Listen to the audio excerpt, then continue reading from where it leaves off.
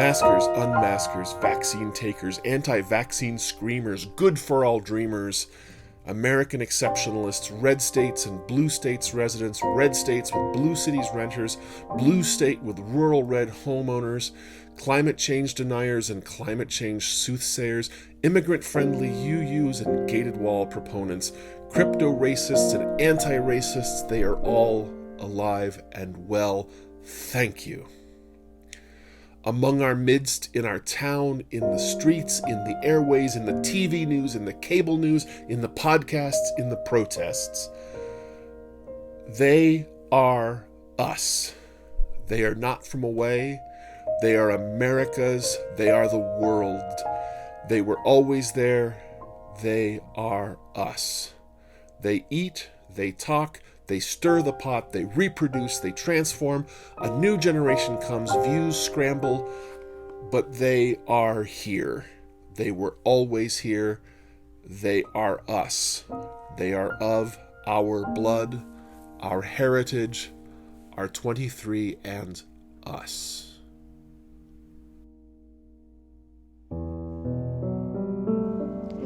The debris is our widespread inability to accept our fellow humans as they are, be compassionate for what they have experienced in life, to hold hope for growth.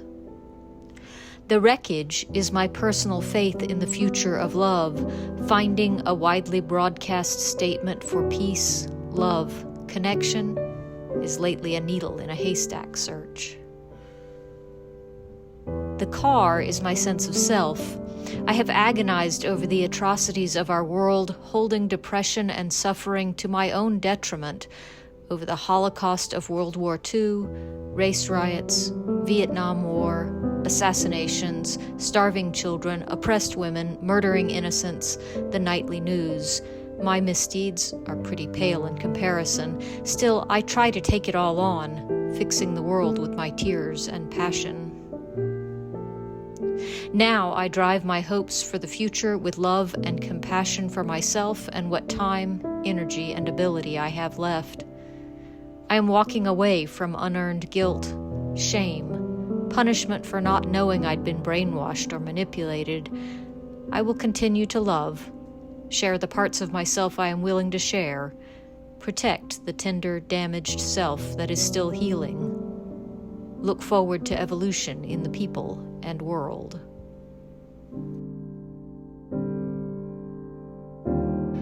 I want to leave behind the wreckage of complacency. Complacency that our democracy is safe and will always be. All will not be well without our attention. I want to leave behind the wreckage of perfection, holding myself to an unrealistically high standard in all areas of my life. We are not designed to be perfect.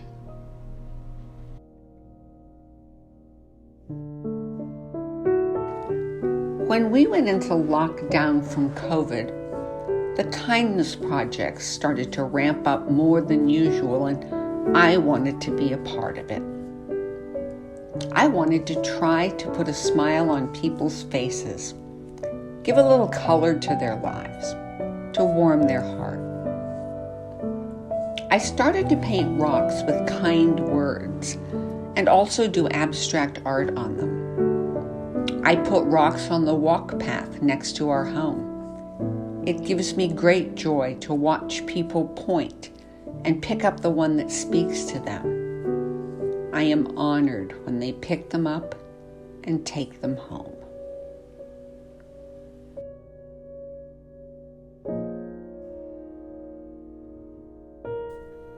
Life is given, not created. Growing up, taught and learned. Teenage, learned the hard way. Late teens, mom and dad aren't as dumb as I thought. Early 20s, I am the smartest person I know. Late 20s, maybe not so much. 30s, this parenting thing is hard. 40s, empty nest. What do we do now? We grow apart and divorce. 50s, new love, new life. 60s. Finally figure out who you are. 70s. Lose your loving partner. 80s. I'll let you know when I get there.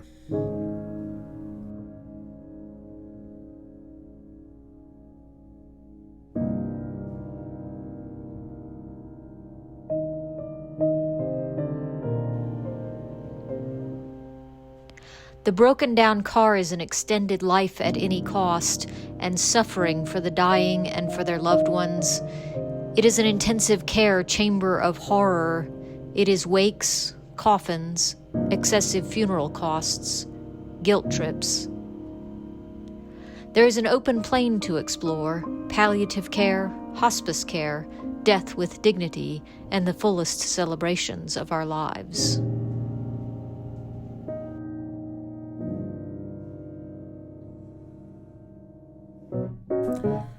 Cars. They are powerful and they often take us places we want to go, but they hide us from each other. We normally can't see the driver or passengers in a car that passes by, whereas a walker or a bicyclist we usually can see, or another passenger on a bus or a train that we're traveling on. This is why cars are especially alienating. They separate us from each other in little boxes.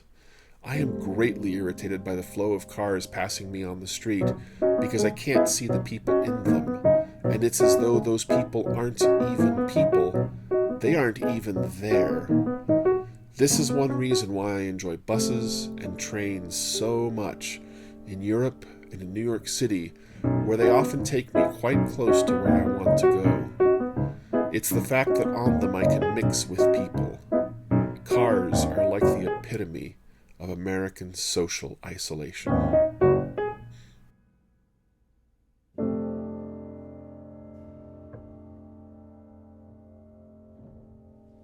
I thought my car was safe.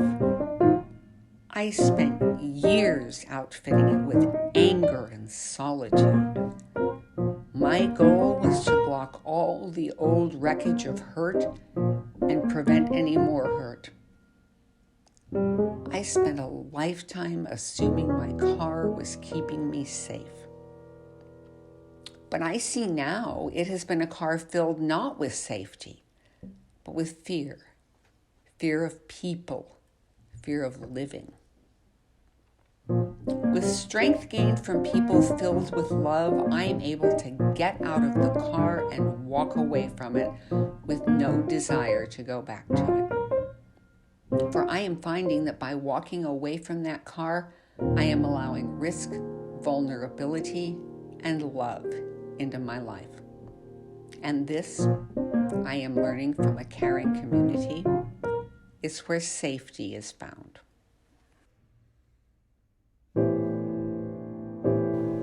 He cried all the way home.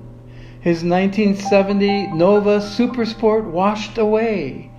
The 350 small block motor shot. Trunk destroyed. Front seat, back seat ruined. Tucson and Marana flooded. Scary. Homes fell in, crushed to pieces. And all we could do was watch. Not everyone made it through the flood. It was a fierce and overwhelming event. Hearts were broken, homes demolished, gone. The rivers that we call washes dried up. We stored newspapers, magazines in the garage, and we got on with our lives and our living. Over a dozen souls died in the muddy waters as cities across southern Arizona were ravaged. I drove my son home from Marana, weeping, embracing, cherishing the quiet.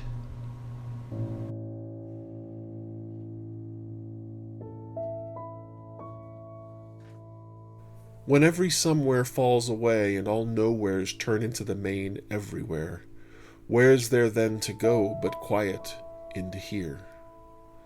When love turns to sand without any other in view, and nobody cares except groanings of self, might quiet, no thinking, deep breathing be salve enough to allow for tomorrow? when demands on time, money, time, love, time, patience, time agonize the brain, choke all muscles, as deadlines approach like freight trains, honking, beware of broken futures at whatever is you. Does a chair still exist in a quiet room for a fortunate sitting? Does air still surround for a breathing? Does the quiet beneath all crash of all brain embrace you for as long, for as long, for as long?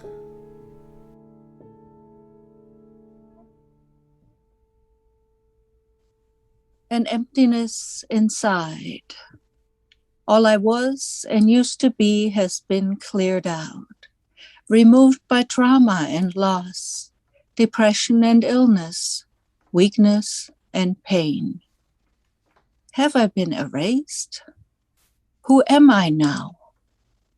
Can I let go of even more? My sense of entitlement and my narrow point of view? My search for convenience over the welfare of others and this planet Earth? Can I empty myself of that arrogance, valuing my viewpoint above all others, of that notion that in the long run I know better, even best? I release again and again, longing for the acceptance of what is and desiring what is good. So what is left in this void? There is a spark deep within, still alive and breathing, still grateful and connected, inspired to new expressions and deeper generosity. Deep within, right at my core. No, that's not right. This is my core. Deep within and all around is love.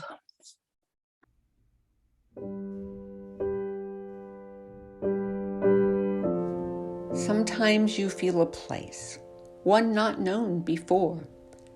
The sun and earth enfold you and won't let go. They call you to far away, to adventure, to stillness, to new. And so you follow, embrace, and gather in. Set down roots and sprout new leaves far different from those you've grown before. But when home beckons and you feel a tug deep in your soul, return you must to where your bones are comfortable, renewed, different from the place you've been, knowing the two loved places will never be the same as before, and neither will you.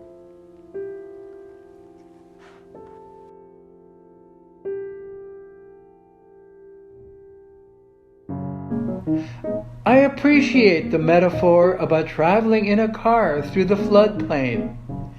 It may seem that we are being overwhelmed by events and taken off course by COVID-19. I also appreciate that we never step in the same river twice.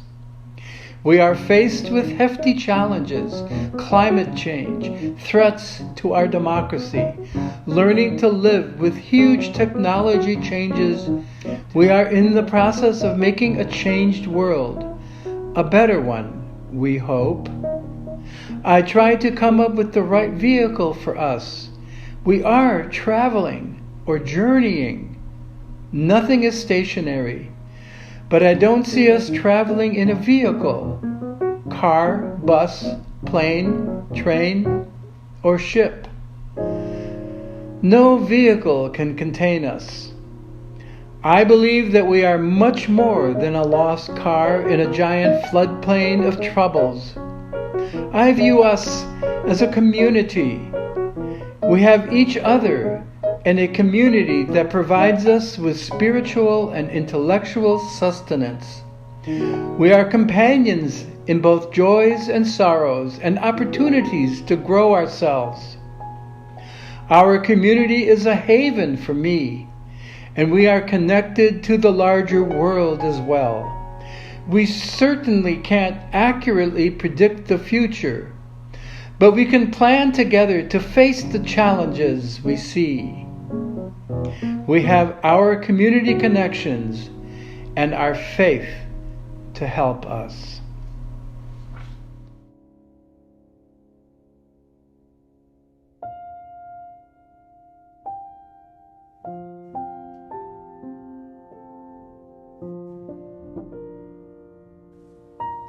How do I give my gifts?